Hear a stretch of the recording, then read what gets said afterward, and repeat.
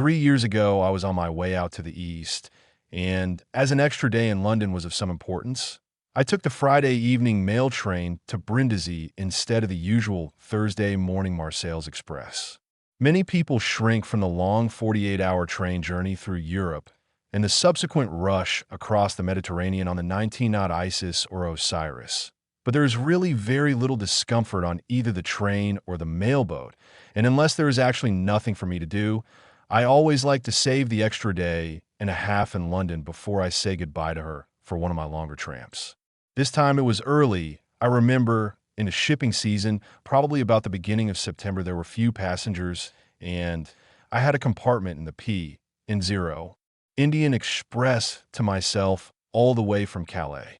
All Sunday, I watched the blue waves dimpling the Adriatic and the pale rosemary along the cuttings, the plain white towns with their flat roofs and their bold duomos, and the gray-green gnarled olive orchards of Apulia.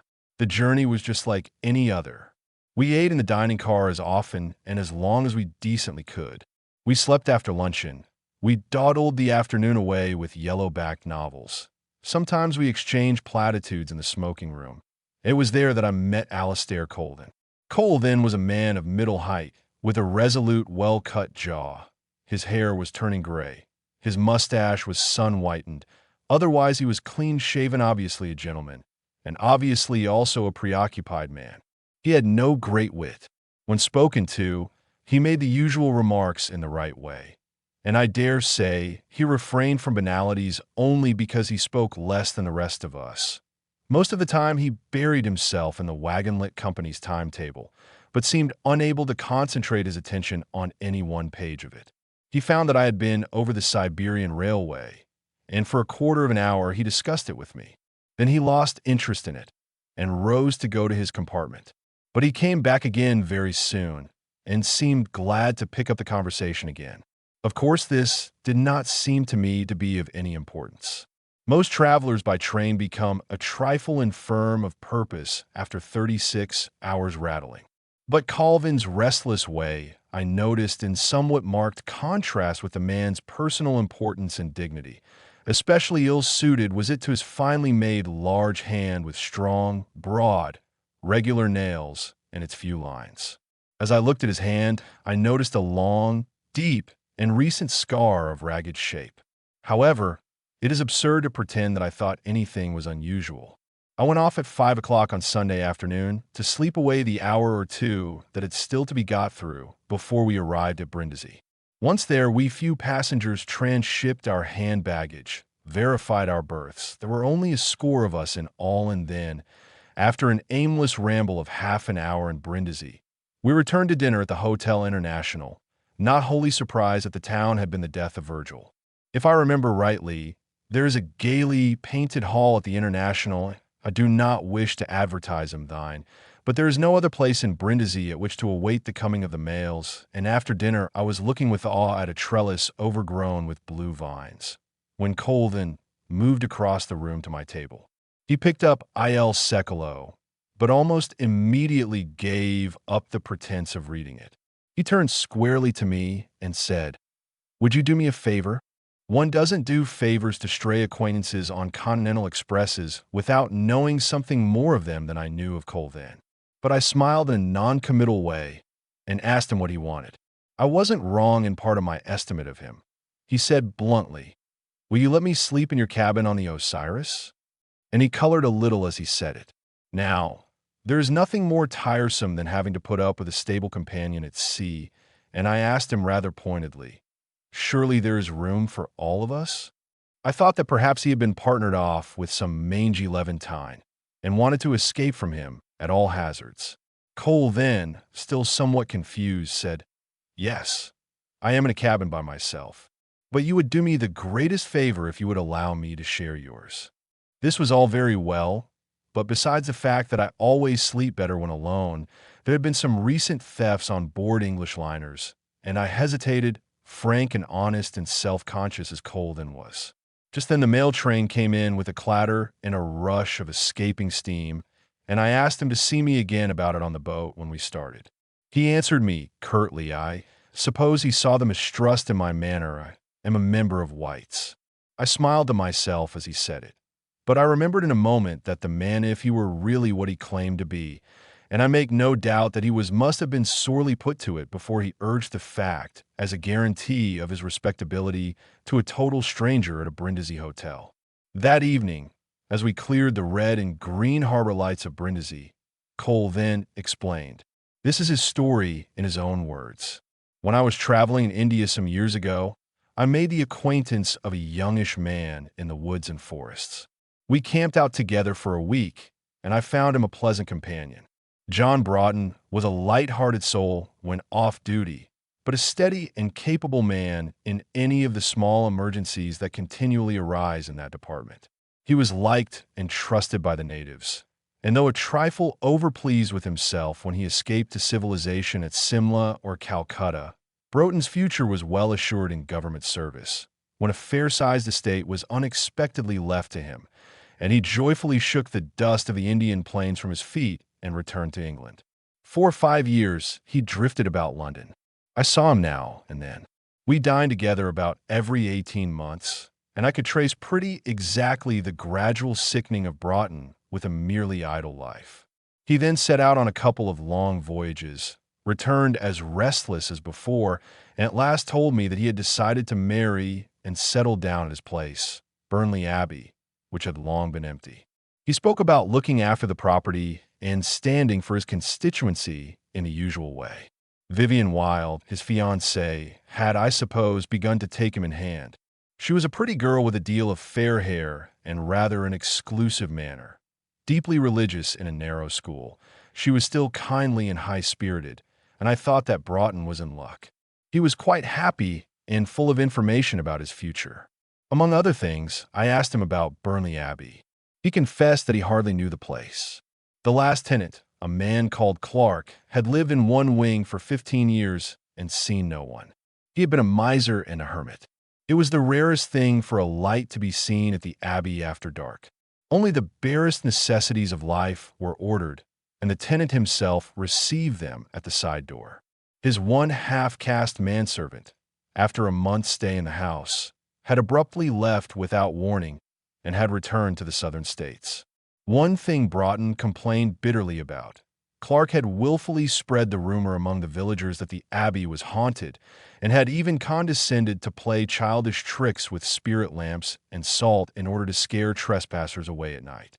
He had been detected in the act of this tomfoolery, but the story spread, and no one, said Broughton, would venture near the house except in broad daylight. The hauntedness of Thurnley Abbey was now, he said with a grin, part of the gospel of the countryside, but he and his young wife were going to change all that. Would I propose myself any time I liked? I, of course, said I would, and equally, of course, intended to do nothing of the sort without a definite invitation. The house was put in thorough repair, though not a stick of the old furniture and tapestry were removed. Floors and ceilings were relayed. The roof was made watertight again, and the dust of half a century was scoured out. He showed me some photographs of the place. It was called an abbey, though as a matter of fact, it had been only the infirmary of the long-vanished Abbey of Gloucester, some 5 miles away. The larger part of this building remained, as it had been in pre-Reformation days, but a wing had been added in Jacobean times, and that part of the house had been kept in something like repair by Mr. Clark. He had in both the ground and first floors set a heavy timber door, strongly barred with iron, in the passage between the earlier and the Jacobean parts of the house, and had entirely neglected the former. So there had been a good deal of work to be done. Broughton, whom I saw in London 2 or 3 times about this period, made a deal of fun over the positive refusal of the workmen to remain after sundown. Even after the electric light had been put into every room, nothing would induce them to remain, though, as Broughton observed, electric light was death on ghosts. The legend of the Abbey's ghosts had gone far and wide, and the men would take no risks. They went home in batches of 5 and 6, and even during the daylight hours there was an inordinate amount of talking between one and another, if either happened to be out of sight of his companion. On the whole, though nothing of any sort or kind had been conjured up even by their heated imaginations during their 5 months' work upon the Abbey, The belief in the ghost was rather strengthened than otherwise in Thurnley because of the men's confessed nervousness, and local tradition declared itself in favor of the ghost of an immured nun. "Good old nun," said Broughton. I asked him whether in general he believed in the possibility of ghosts, and, rather to my surprise, he said that he couldn't say he entirely disbelieved in them. A man in India had told him one morning in camp that he believed that his mother was dead in England, as her vision had come to his tent the night before. He had not been alarmed, but had said nothing, and the figure vanished again. As a matter of fact, the next possible Dakwala brought on a telegram announcing the mother's death. "There the thing was," said Broughton, but at Thurnley he was practical enough. He roundly cursed the idiotic selfishness of Clark, whose silly antics had caused all the inconvenience. At the same time, he couldn't refuse to sympathize to some extent with the ignorant workman. "My own idea," said he, "is that if a ghost ever does come in one's way, one ought to speak to it." I agreed. Little as I knew of the ghost world and its conventions, I had always remembered that a spook was in honor bound to wait to be spoken to. It didn't seem much to do, and I felt that the sound of one's own voice would at any rate reassure one's self as to one's wakefulness. But there are few ghosts outside Europe, that is, that a white man can see, and I had never been troubled with any. However, as I have said, I told Broughton that I agreed. So the wedding took place, and I went to it in a tall hat which I bought for the occasion, and the new Mrs. Broughton smiled very nicely at me afterwards. As it had to happen, I took the Orient Express that evening and was not in England again for nearly 6 months. Just before I came back, I got a letter from Broughton. He asked if I could see him in London or come to Thurnley, as he thought I should be better able to help him than anyone else he knew. His wife sent a nice message to me at the end, so I was reassured about at least one thing. I wrote from Budapest that I would come and see him at Thurnley 2 days after my arrival in London, and as I sauntered out of the Pannonia into the Carapizziuzza to post my letters, I wondered of what earthly service I could be to Broughton. I had been out with him after Tiger on foot, and I could imagine few men better able at a pinch to manage their own business.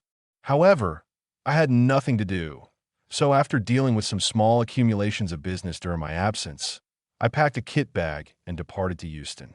I was met by Broughton's great limousine at Thurnley Road Station, and after a drive of nearly 7 miles, we echoed through the sleepy streets of Thurnley Village, into which the main gates of the park thrust themselves, splendid with pillars and spread eagles and tomcats rampant atop of them. I never was a herald, but I know that the Broughtons have the right to supporters, heaven knows why. From the gates, a quadruple avenue of beech trees led inwards for a quarter of a mile. Beneath them, a neat strip of fine turf edged the road and ran back until the poison of the dead beech leaves killed it under the trees. There were many wheel tracks on the road, and a comfortable little pony trap jogged past me laden with a country parson and his wife and daughter. Evidently, there was some garden party going on at the Abbey. The road dropped away to the right at the end of the avenue, and I could see the Abbey across a wide pasturage and a broad lawn thickly dotted with guests. The end of the building was plain. It must have been almost mercilessly austere when it was first built, but time had crumbled the edges and toned the stone down to an orange lichen gray wherever it showed behind its curtain of magnolia, jasmine, and ivy. Further on was the 3-storied Jacobean house, tall and handsome. There had not been the slightest attempt to adapt the one to the other, but the kindly ivy had glossed over the touching point. There was a tall flesh in the middle of the building, surmounting a small bell tower. Behind the house there rose the mountainous verdure of Spanish chestnuts all the way up the hill. Broughton had seen me coming from afar, and walked across from his other guests to welcome me before turning me over to the butler's care. This man was sandy-haired and rather inclined to be talkative. He could, however, answer hardly any questions about the house. He had, he said, only been there 3 weeks. Mindful of what Broughton had told me, I made no inquiries about ghosts, though the room into which I was shown might have justified anything. It was a very large low room with oak beams projecting from the white ceiling. Every inch of the walls, including the doors, was covered with tapestry, and a remarkably fine Italian four-post bedstead, heavily draped, added to the darkness and dignity of the place. All the furniture was old, well-made, and dark. Underfoot, there was a plain green pile carpet, the only new thing about the room except the electric light fittings and the jugs and basins. Even the looking glass on the dressing table was an old pyramidal Venetian glass set in heavy repoussé frame of tarnished silver.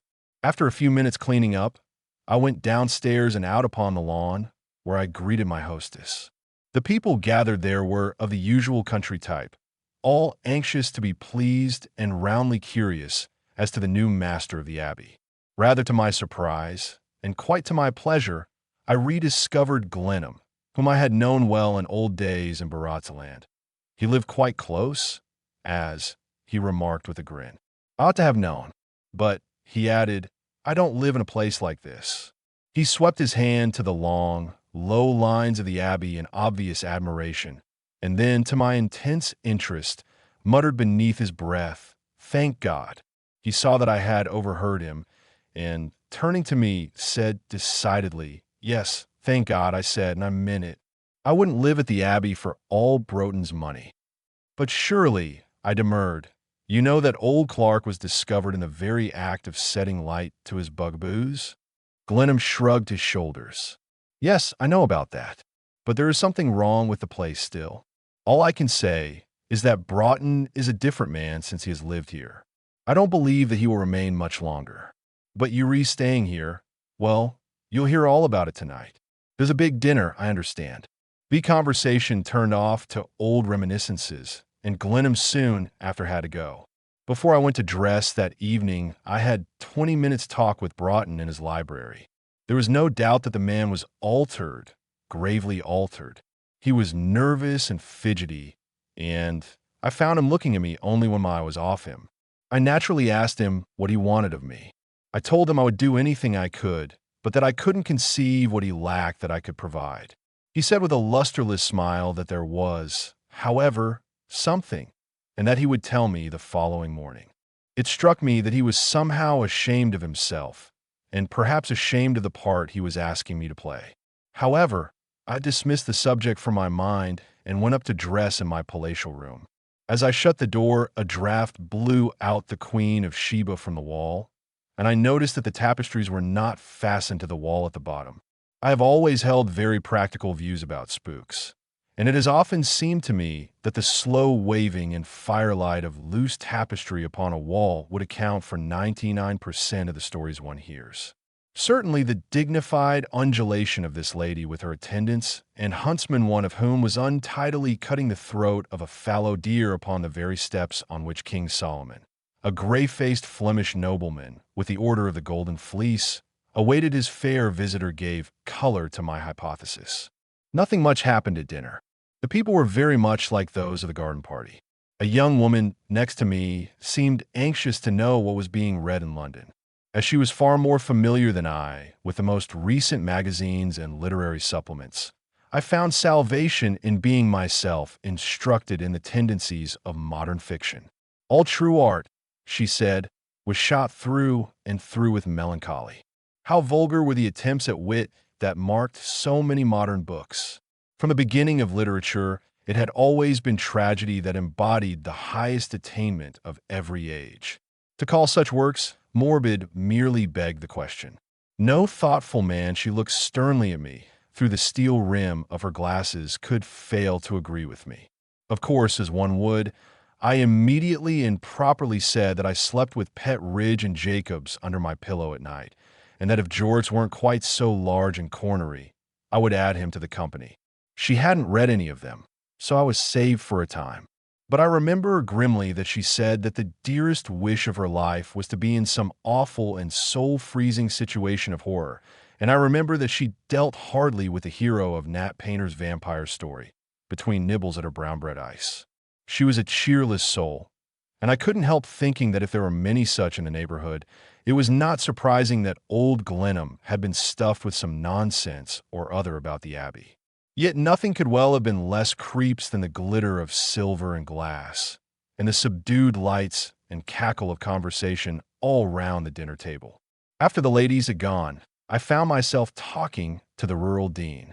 He was a thin, earnest man who at once turned the conversation to old Clark's buffooneries. But, he said, Mr. Broughton had introduced such a new and cheerful spirit, not only into the Abbey, but he might say, into the whole neighborhood, that he had great hopes that the ignorant superstitions of the past were from henceforth destined to oblivion. Thereupon his other neighbor, a portly gentleman of independent means and position, audibly remarked amen, which damped the rural dean, and we talked of partridges past, partridges present, and pheasants to come. At the other end of the table Broughton sat with a couple of his friends, red-faced hunting men. Once I noticed that they were discussing me, but I paid no attention to it at the time. I remembered it a few hours later. By 11, all the guests were gone, and Broughton, his wife, and I were alone together under the fine plaster ceiling of the Jacobean drawing room. Mrs. Broughton talked about one or two of the neighbors, and then, with a smile, said that she knew I would excuse her, shook hands with me, and went off to bed. I'm not very good analyzing things, but I felt that she talked a little uncomfortably and with a suspicion of effort, smiled rather conventionally, and was obviously glad to go. These things seemed trifling enough to repeat, but I had throughout the faint feeling that everything was not square. Under the circumstances, this was enough to set me wondering what on earth the service could be that I was to render, wondering also whether the whole business were not some ill-advised jest in order to make me come down from London for a mere shooting party. Broughton said little after she had gone, but he was evidently laboring to bring the conversation round to the so-called haunting of the Abbey. As soon as I saw this, of course I asked him directly about it. He then seemed at once to lose interest in the matter. There was no doubt about it. Broughton was somehow a changed man, and to my mind he had changed in no way for the better. Mrs. Broughton seemed no sufficient cause. He was clearly very fond of her, and she of him. I reminded him that he was going to tell me what I could do for him in the morning, pleaded my journey, lighted a candle, and went upstairs with him. At the end of the passage leading into the old house, he grinned weakly and said, "Mind, if you see a ghost, do talk to it. You said you would." He stood irresolutely a moment and then turned away. At the door of his dressing room, he paused once more. "I'm here," he called out, "if you should want anything. Good night." And he shut his door. I went along the passage to my room, undressed, switched on a lamp beside my bed, read a few pages of the Jungle Book, and then, more than ready for sleep, turned the light off and went fast asleep. 3 hours later I woke up. There was not a breath of wind outside. There was not even a flicker of light from the fireplace. As I lay there, an ash tinkled slightly as it cooled, but there was hardly a gleam of the dullest red in the grate. An owl cried among the silent Spanish chestnuts on the slope outside. I idly reviewed the events of the day, hoping that I should fall off to sleep again before I reached dinner. But at the end I seemed as wakeful as ever. There was no help for it. I must read my Jungle Book again till I felt ready to go off, so I fumbled for the pair at the end of the cord that hung down inside the bed, and I switched on the bedside lamp. The sudden glory dazzled me for a moment. I felt under my pillow for my hook with half-shut eyes. Then, growing used to the light, I happened to look down to the foot of my bed. I can never tell you really what happened then. Nothing I could ever confess in the most abject words could even faintly picture to you what I felt. I know that my heart stopped dead and my throat shut automatically. In one instinctive movement, I crouched back up against the headboards of the bed, staring at the horror. The movement set my heart going again, and the sweat dripped from every pore. I am not a particularly religious man, but I had always believed that God would never allow any supernatural appearance to present itself to man in such a guise and in such circumstances that harm, either bodily or mental, could result to him. I can only tell you that at that moment both my life and my reason rocked unsteadily on their seats. The other Osiris passengers had gone to bed.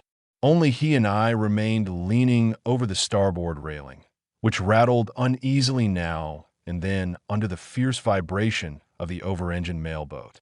Far over, There were the lights of a few fishing smacks riding out the night, and a great rush of white combing and seething water fell out and away from us overside. At last Cole then went on.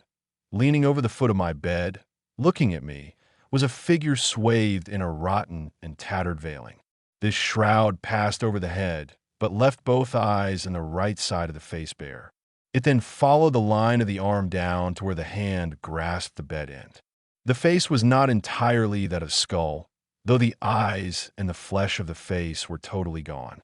There was a thin, dry skin drawn tightly over the features, and there was some skin left on the hand. One wisp of hair crossed the forehead. It was perfectly still. I looked at it, and it looked at me, and my brains turned dry and hot in my head. I had still got the pair of the electric lamp in my hand, and I played idly with it. Only I dared not turn the light out again. I shut my eyes, only to open them in a hideous terror the same second. The thing had not moved. My heart was thumping, and the sweat cooled me as it evaporated. Another cinder tinkled in the grate, and a panel creaked in the wall. My reason failed me. For 20 minutes or 20 seconds, I was able to think of nothing else but this awful figure, till there came, hurtling through the empty channels of my senses, the remembrance that Broughton and his friends had discussed me furtively at dinner. The dim possibility of its being a hoax stole gratefully into my unhappy mind, and once there, one's pluck came creeping back along 1,000 tiny veins. My first sensation was one of blind, unreasoning thankfulness that my brain was going to stand the trial. I am not a timid man, but the best of us needs some human handle to steady him in time of extremity, and in this faint but growing hope that after all it might be only a brutal hoax, I found the fulcrum that I needed. At last I moved. How I managed to do it I cannot tell you, but with one spring towards the foot of the bed, I got within arm's length and struck out one fearful blow with my fist at the thing. It crumbled under it, and my hand was cut to the bone. With a sickening revulsion after my terror, I dropped half fainting across the end of the bed. So it was merely a foul trick after all. No doubt the trick had been played many a time before.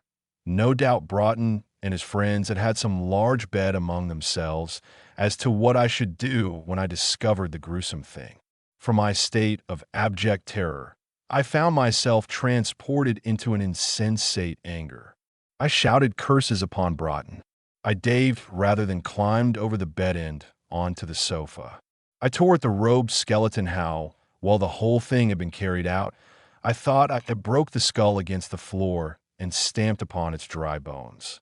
I flung the head away under the bed and rent the brittle bones of the trunk in pieces. I snapped the thin thigh bones across my knee and flung them in different directions. The shin bones I set up against the stool and broke with my heel. I raged like a berserker against the loathly thing and stripped the ribs from the backbone and slung the breastbone against the cupboard. My fury increased as the work of destruction went on. I tore the frail, rotten veil into 20 pieces, and the dust went up over everything, over the clean blotting paper and the silver inkstand. At last my work was done. There was but a raffle of broken bones and strips of parchment and crumbling wool. Then, picking up a piece of the skull was the cheek and temple bone of the right side. I remember I opened the door and went down the passage to Broughton's dressing room. I remember still how my sweat-dripping pajamas clung to me as I walked. At the door I kicked and entered. Broughton was in bed. He had already turned the light on and seemed shrunken and horrified. For a moment, he could hardly pull himself together. Then I spoke. I don't know what I said. Only I know that from a heart full and overfull with hatred and contempt, spurred on by shame of my own recent cowardice, I let my tongue run on. He answered nothing. I was amazed at my own fluency. My hair still clung lankily to my wet temples. My hand was bleeding profusely, and I must have looked a strange sight. Broughton huddled himself up at the head of the bed, just as I had. Still he made no answer, no defense. He seemed preoccupied with something besides my reproaches, and once or twice moistened his lips with his tongue. But he could say nothing, though he moved his hands now and then, just as a baby who cannot speak moves its hands. At last the door into Mrs. Broughton's room opened, and she came in, white and terrified. "What is it? What is it? Oh, in God's name. What is it?" she cried again and again. And then she went up to her husband and sat on the bed in her night dress, and the two faced me. I told her what the matter was. I spared her husband not a word for her presence there. Yet he seemed hardly to understand. I told the pair that I had spoiled their cowardly joke for them. Broughton looked up. "I have smashed the foul thing into 100 pieces," I said. Broughton licked his lips again, and his mouth worked. "By God," I shouted, "it would serve you right if I thrashed you within an inch of your life. I will take care that not a decent man or woman of my acquaintance ever speaks to you again." And there, I added, throwing the broken piece of the skull upon the floor beside his bed, "there is a souvenir for you of your damned work tonight." Broughton saw the bone, and in a moment it was his turn to frighten me. He squealed like a hare caught in a trap. He screamed and screamed till Mrs. Broughton, almost as bewildered as myself, held on to him and coaxed him like a child to be quiet. But Broughton, and as he moved, I thought that 10 minutes ago I perhaps looked as terribly ill as he did, thrust her from him, and scrambled out of the bed onto the floor, and still screaming put out his hand to the hone. It had blood on it from my hand. He paid no attention to me whatever. In truth, I said nothing. This was a new turn indeed to the horrors of the evening. He rose from the floor with the bone in his hand and stood silent. He seemed to be listening. Time, perhaps," he muttered, and almost at the same moment fell at full length on the carpet, cutting his head against the fender. The bone flew from his hand and came to rest near the door. I picked Broughton up, haggard and broken, with blood over his face. He whispered hoarsely and quickly, "Listen, listen." We listened. After 10 seconds' utter quiet, I seemed to hear something. I cannot be sure, but at last there was no doubt. There was a quiet sound as of one moving along the passage. Little regular steps came towards us over the hard oak flooring. Broughton moved to where his wife sat, white and speechless, on the bed, and pressed her face into his shoulder. Then, the last thing that I could see as he turned the light out, he fell forward with his own head pressed into the pillow of the bed. Something in their company, something in their cowardice, helped me, and I faced the open doorway of the room, which was outlined fairly clearly against the dimly lighted passage. I put out one hand and touched Mrs. Broughton's shoulder in the darkness. But at the last moment, I too failed. I sank on my knees and put my face in the bed. Only we all heard. The footsteps came to the door, and there they stopped. The piece of bone was lying a yard inside the door. There was a rustle of moving stuff, and the thing was in the room. Mrs. Broughton was silent. I could hear Broughton's voice praying, muffled in the pillow. I was cursing my own cowardice. Then the steps moved out again on the oak boards of the passage, and I heard the sounds dying away. In a flash of remorse, I went to the door and looked out. At the end of the corridor, I thought I saw something that moved away. A moment later, the passage was empty. I stood with my forehead against the jamb of the door, almost physically sick. "You can turn the light on," I said, and there was an answering flare. There was no bone at my feet. Mrs. Broughton had fainted. Broughton was almost useless, and it took me 10 minutes to bring her to. Broughton only said one thing worth remembering. For the most part, he went on muttering prayers. But I was glad afterwards to recollect that he had said that thing.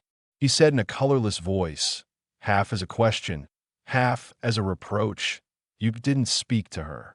We spent the remainder of the night together. Mrs. Broughton actually fell off into a kind of sleep before dawn, but she suffered so horribly in her dreams that I shook her into consciousness again. Never was dawn so long in coming. 3 or 4 times Broughton spoke to himself. Mrs. Broughton would then just tighten her hold on his arm, but she could say nothing. As for me, I can honestly say that I grew worse as the hours passed and the light strengthened. The 2 violent reactions had battered down my steadiness of view, and I felt that the foundations of my life had been built upon the sand.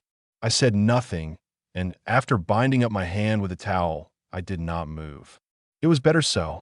They helped me, and I helped them, and we all 3 knew that our reason had gone very near to ruin that night. At last, when the light came in pretty strongly, and the birds outside were chattering and singing. We felt that we must do something, yet we never moved. You might have thought that we should particularly dislike being found as we were by the servants. Yet nothing of that kind mattered straw, and an overpowering listlessness bound us as we sat, until Chapman, Broughton's man, actually knocked and opened the door. None of us moved. Broughton, speaking hardly and stiffly, said, "Chapman, you can come back in 5 minutes." Chapman was a discreet man, but it would have made no difference to us if he had carried his news to the room at once. We looked at each other, and I said I must go back. I meant to wait outside till Chapman returned. I simply dared not re-enter my bedroom alone. Broughton roused himself and said that he would come with me. Mrs. Broughton agreed to remain in her own room for 5 minutes if the blinds were drawn up and all the doors left open. So Broughton and I, leaning stiffly one against the other, went down to my room. By the morning light that filtered past the blinds, we could see our way, and I released the blinds. There was nothing wrong in the room from end to end, except smears of my own blood on the end of the bed, on the sofa, and on the carpet where I had torn the thing to pieces. Cole then had finished his story. There was nothing to say. 7 bells stuttered out from the FOC cellie, and the answering cry wailed through the darkness. I took him downstairs. Of course, I am much better now, but it is a kindness of you to let me sleep in your cabin.